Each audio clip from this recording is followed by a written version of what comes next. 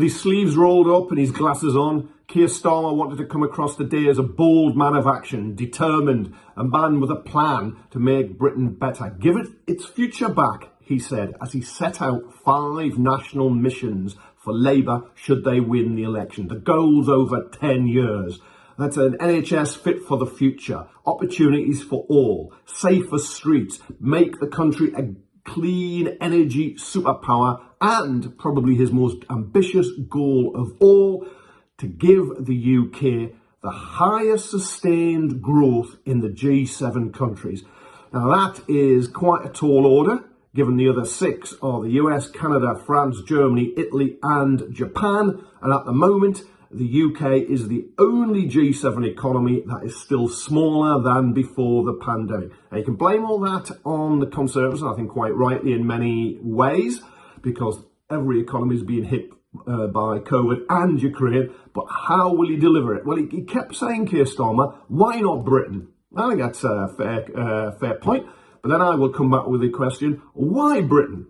Where are the details? How will it be Britain? And that we're none the wiser. He was speaking in bold primary colours, coming up with a vision. He's got that vision thing now, but how will he deliver it? I don't believe we're any the wiser at the moment. So he's got 18 months before the likely date of the next election to set that out. And he knows he has to do it. He knows he has to come up with those policies, but there's a vacuum there.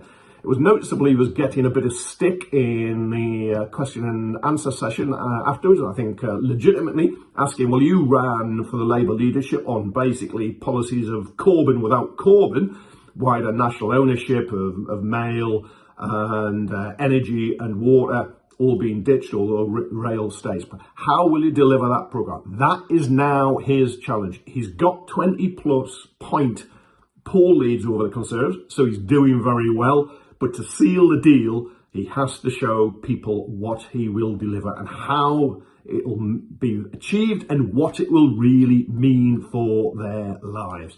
So he's got his work cut out, but the thing about Keir Starmer, he knows that. He's a clever, smart, aware politician. You can criticise him politically if you disagree with him, but he is not unaware and he knows he has yet to seal the deal.